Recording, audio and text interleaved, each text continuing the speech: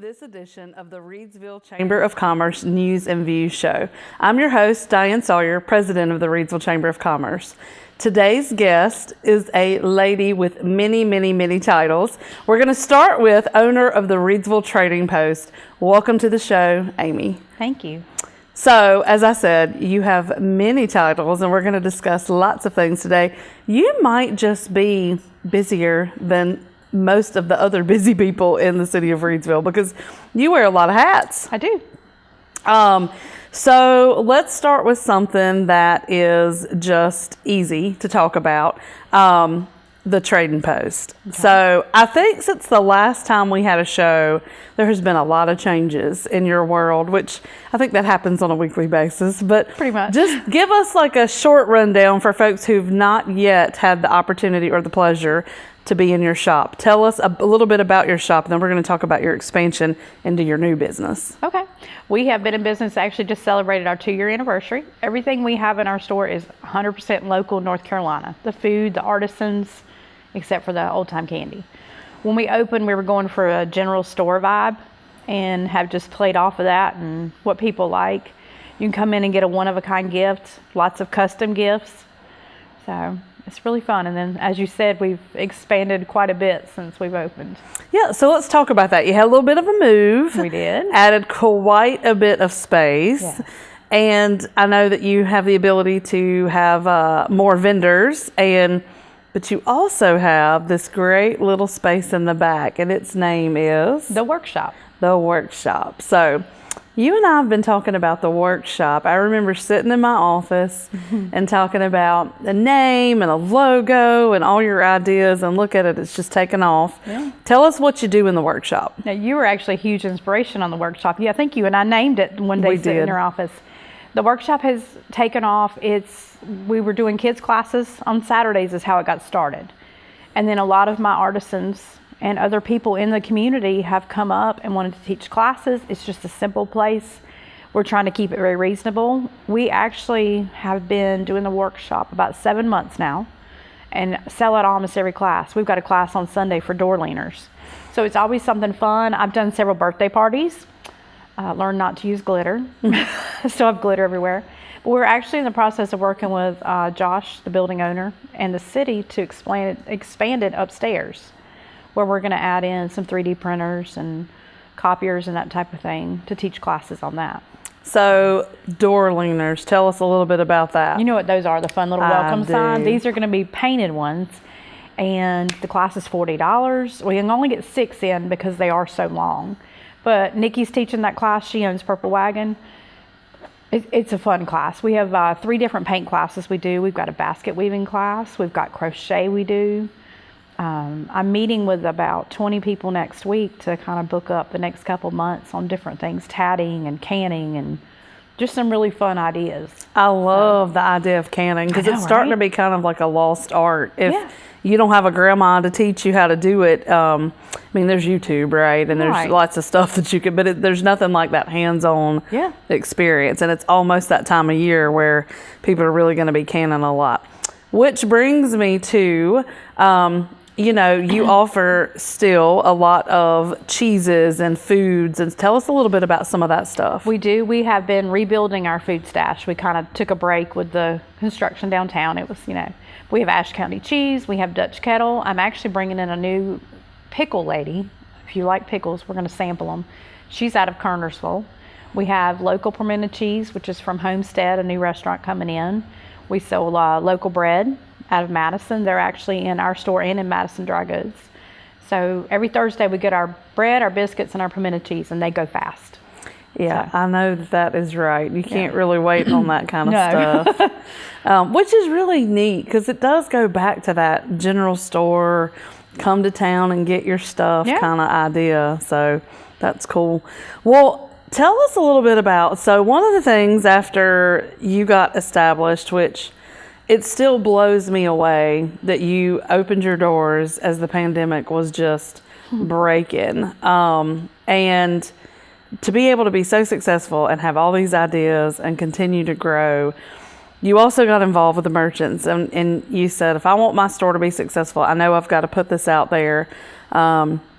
we have some really great anchor stores who've been here for a long time, but they've also done their due. And, it's nice sometimes. I know for me, and we're going to talk about this because you're a part of that group. For me, my ambassadors are that group, like my go-to, like they give me energy and give me ideas and work on committees and kind of keep things going. And you wanted that same fresh energy with the merchants. And so you gathered them back together.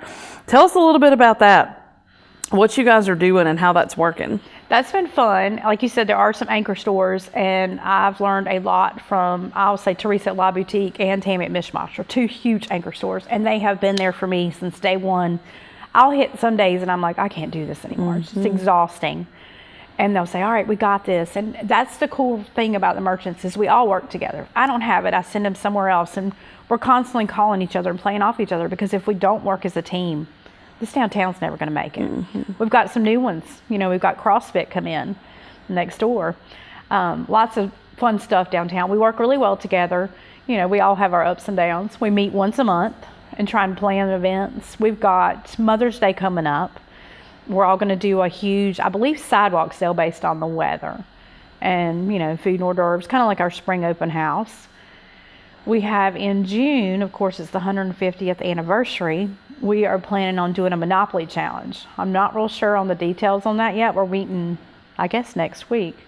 But the Monopoly board's coming out for 150th anniversary. So we're going to do something off that to kind of just make it a fun event on a Saturday. And then last year we tried First Saturdays, which were really fun, family friendly. This will be our second year doing it. And we're going to play off the First Fridays and do games and, sidewalk sales and, maybe bring in some food if we can. So let's talk about that since you and I are both involved and both a part of the RDC board and the promotions committee, and both have an interest in that. First Downtown Fridays. So several years ago, they switched to what was called the Second Downtown Fridays. And there was kind of like a block party idea. And so along with what people were used to with the cruise-ins, we didn't have an organized cruise-in anymore, but cars were still coming downtown. So we added games, and we added food trucks, and we added, music and all this stuff. And so, and then COVID hit.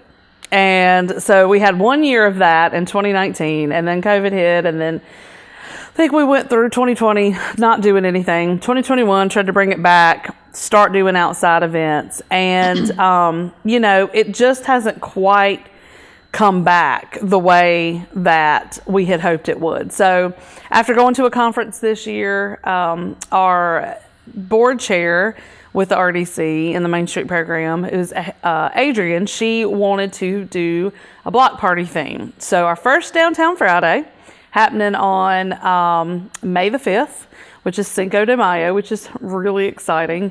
And it's going to be from 5:30 to 7:30. So tell me about what people can expect from the merchants during the block parties. Yeah, I'm super excited about that. I was at that conference, and just hearing her ideas, she's amazing. We are going to be open late. I believe the streets are going to be closed, but yes, they are. We're going to be open late. We're going to have Mardi Gras beads and themed, basing it off of that, kind of doing a theme one for the first time. I know there's going to be some food out here. We're going to have lots of sales, the games. So I think it'll be a fun, family-friendly thing. I think it's great. People are trying to get back out. They're traveling more. So. Yeah, and the merchants are going to kind of bring their stores out to the outside. sidewalks. Yes.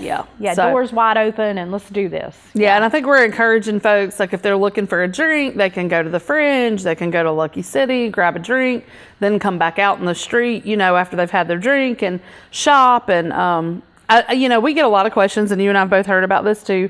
And Summer that comes on my show, the city manager, and does updates. And we've heard a lot about how the city is looking into the social district and trying to figure that out for Reidsville. We have some old ordinances on the books that have got to be cleaned up before that can happen. So it is in the works. They are looking at it, researching it, trying to figure out what that looks like. So I think this is a step in the right direction to bring the block parties back out in the street. There just won't be alcohol or beer gardens. You'll just have to go to one of the establishments that already serve it. Right. I do think that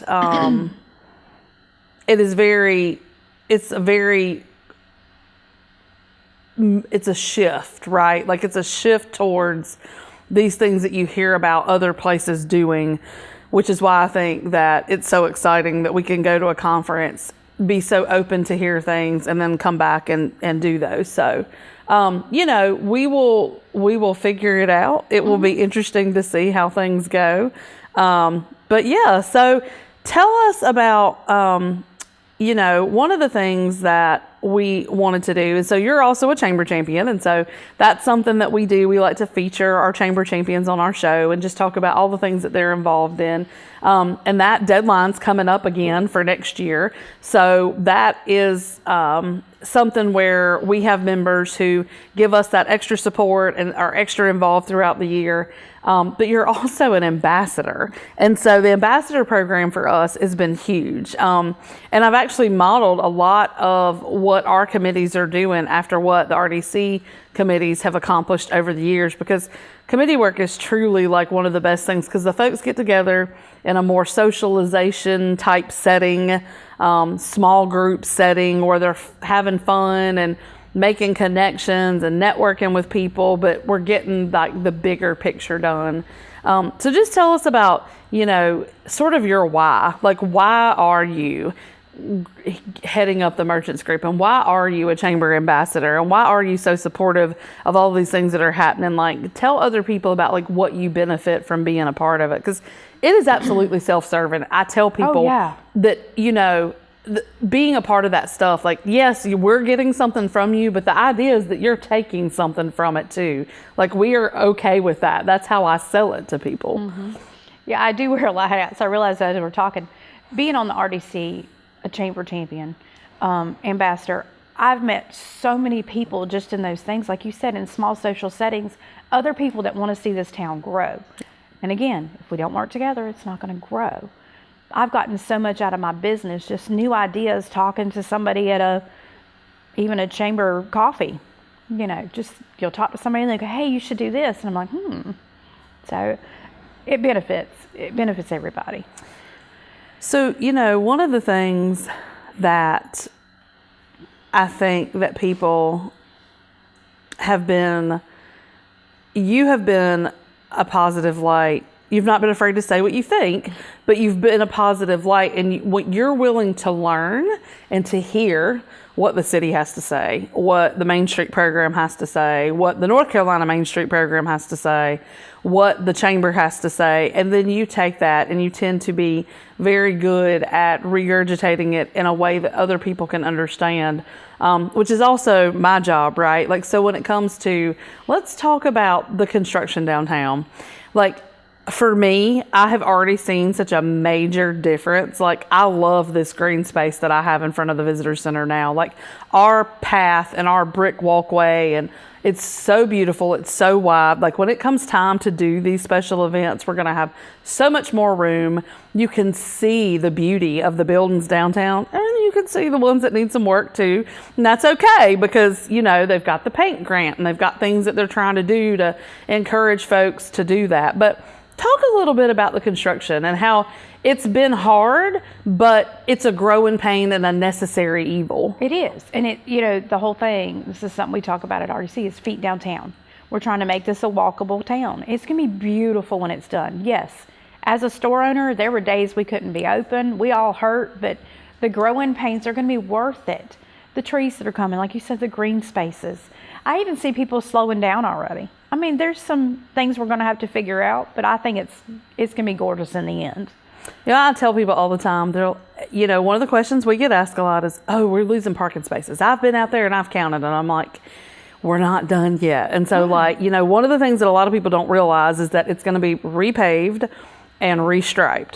So the net loss is really only a total of 5 parking spaces, because when they repave it and restripe it and fix all the parking spaces, we only lost 5. So yes, it looks like right now we lost a lot more, but once it's all corrected, it will be better. And one of the things that I've heard, people say is, well, you can't make the turns anymore in the intersection, which is right out here. Mm-hmm. I am the happiest person in the world about that, because people drive really crazy through downtown.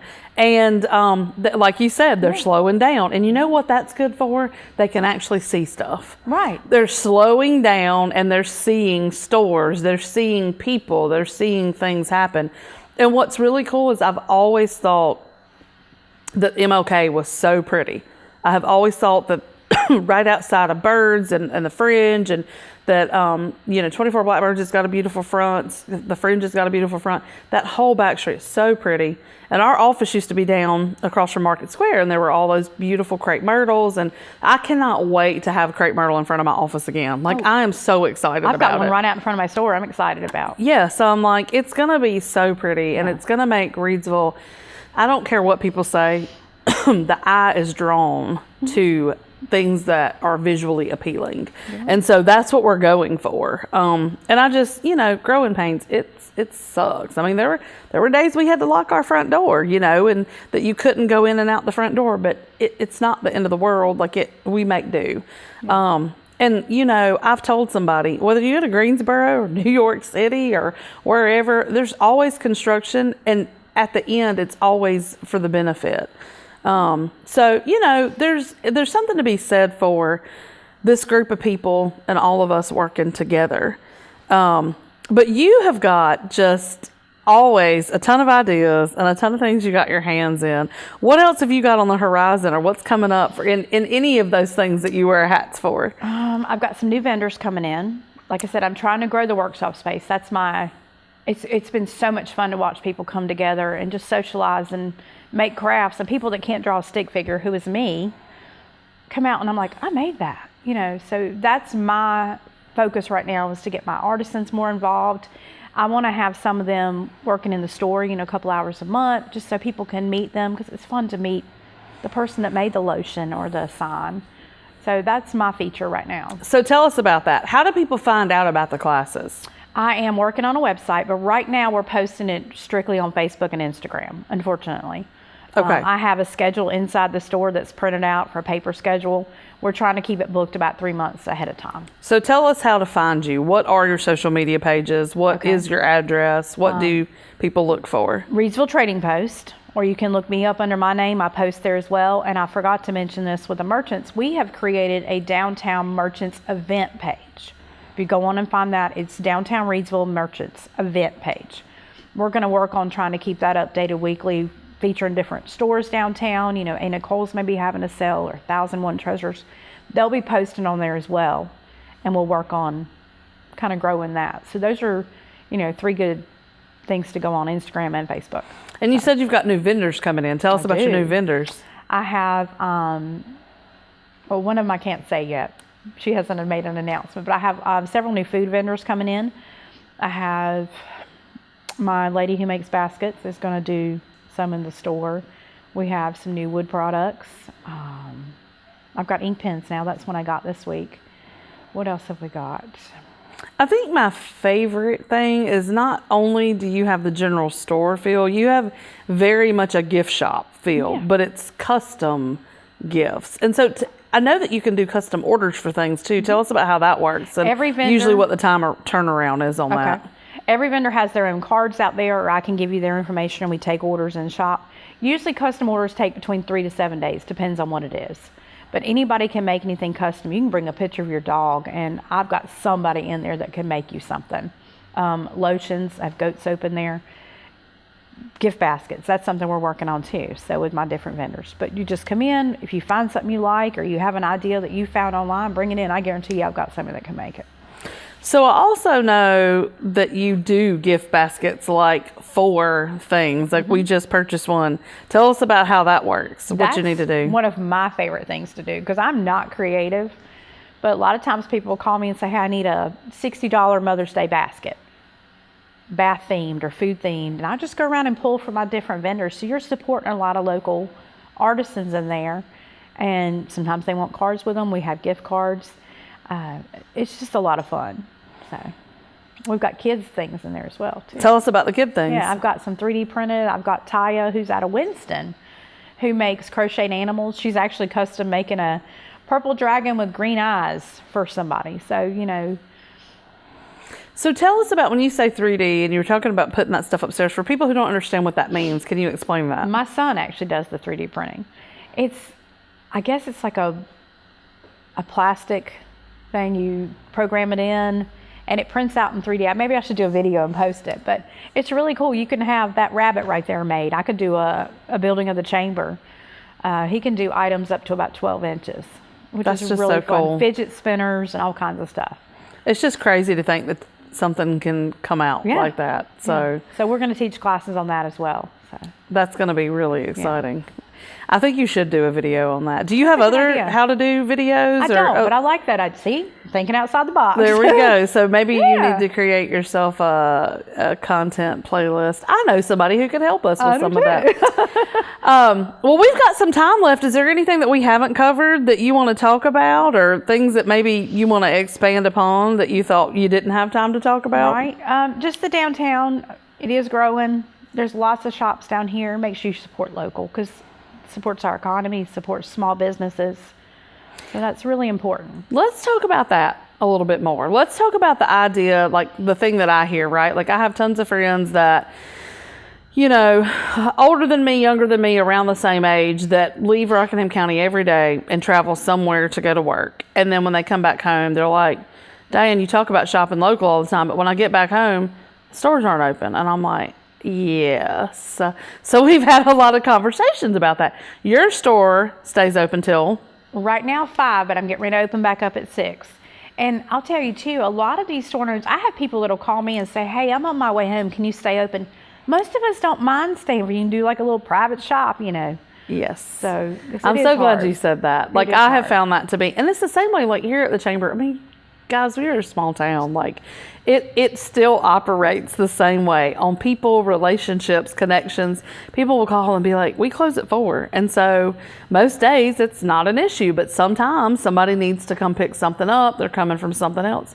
We absolutely will arrange for somebody to stay for you if we know.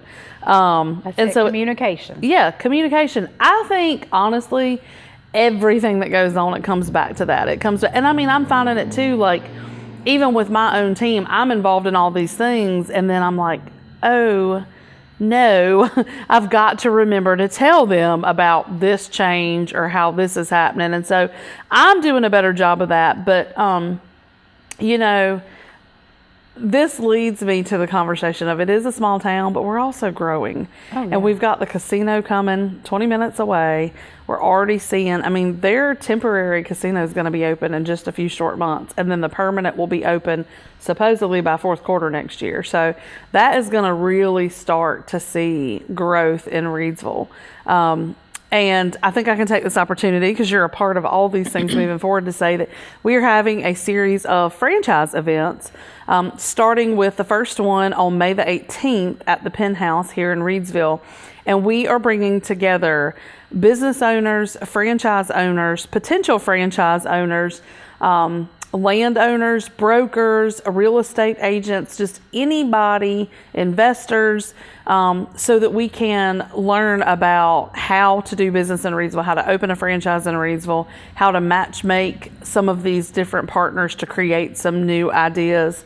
And so the first one is going to be a panelist, experts who have opened and operated businesses here in Reidsville. And so really excited about that. I'm going to moderate, and we're going to have them talk about things. And then from there, we're going to have a second event in June where we're going to learn about why Reidsville, talking about opening a business from start to finish, the challenges, the obstacles, the things that we can overcome, the things that we're working to improve, how to grow a business in Reidsville. And then the third, and they're going to be data about, you know, the numbers, the things, how many folks come through Reidsville, that sort of thing on a daily basis. And then the third event is going to be that matchmaking event, inviting people back, kind of like a vendor expo, and then a speed networking event. So we're very excited about this series called How to Place Your Bet on Reidsville. Just think it's going to be a really, really good opportunity. And if you're not involved, now is the time.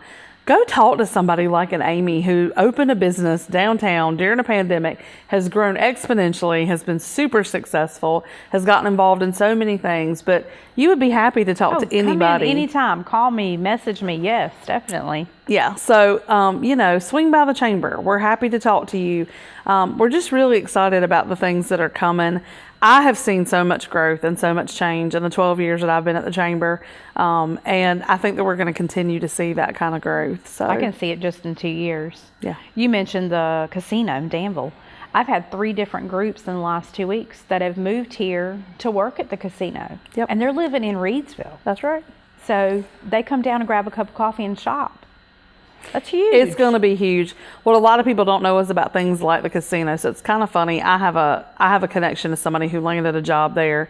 But a lot of those people are going to live in Rockingham County because they do not want their folks who work for them to live within so many minutes or so much of a mile radius from. They want them to be further out. They don't want them to be tempted or to be their customers. They don't want them to spend their off hours at the casino. Right.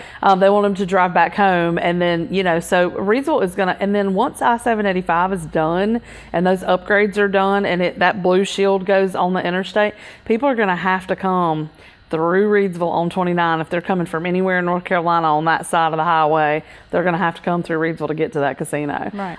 So we're just going to see so much growth, and it's going to spill over on the freeway. It's going to spill over on the Barnes Street exit, and all of that will spill over into downtown, restaurants and opportunities. And I say this, and you can help me with this. One of the things that we talk about is that competition's not a bad thing. Yeah. And that, it's good to have different boutiques, different shops downtown, on freeway, even beside of each other, because people like to come shop at multiple places at one time. And so they don't, it's hard to get people to drive to just one place. And so it's a good thing to have multiple places who carry different lines, different sizes. I love that our new neighbor carries sizes up to a 3X. I think that is a big need, and I think that's something that's a little bit different from everything that we have seen previously. So, different people offering different things, but then also franchises are not a bad thing. And a lot of times franchises, and I think people are going to find out with our panel event, a lot of times the franchises are owned by local people. One of the particular, it's a huge national franchise, and he's going to be on the panel with us, but he lives in Summerfield. He has 7 or 8 stores, and Reidsville's one of them. And he's a local guy who I can pick up the phone and call him. I can text him anytime. We have multiple people like that we have connection to through the chamber. We have a local franchise that's right here in our building that rents from us. We don't need to be afraid of those. There is room for both local businesses and franchises. And if the franchises bring local people, we're going to see more growth for our homegrown businesses. It's just how it works. Right. And so really excited. I think there's a lot of great things happening, and we're excited for you to be a part of it. Thank you. Anything else you want to add today, ma'am? No. So tell them your full name, your business, and where to find you. Amy Laster, Reidsville Trading Post. We are now at 111 South Scale Street, and there is parking behind our building. Which is fabulous. Yes. And do you let people in the back door? I do. Yeah. If you ever come and you can't park out front, you've got a mom or somebody with you that's got a walker or a wheelchair, just holler at me. I'll come let you in the back door. So, awesome. Yeah. Well, thank you for being on the show today. Thank you. We appreciate you. All right. Well, that's it for today's edition of the News and Views with the Reidsville Chamber of Commerce. As always, you can find us in downtown Reidsville at the intersection of Gilmer Street and South Scales at 140 South Scale Street. And you can find us on our social media under Reidsville Chamber or Visitor Center. All right, folks, that's it, and we'll see you soon.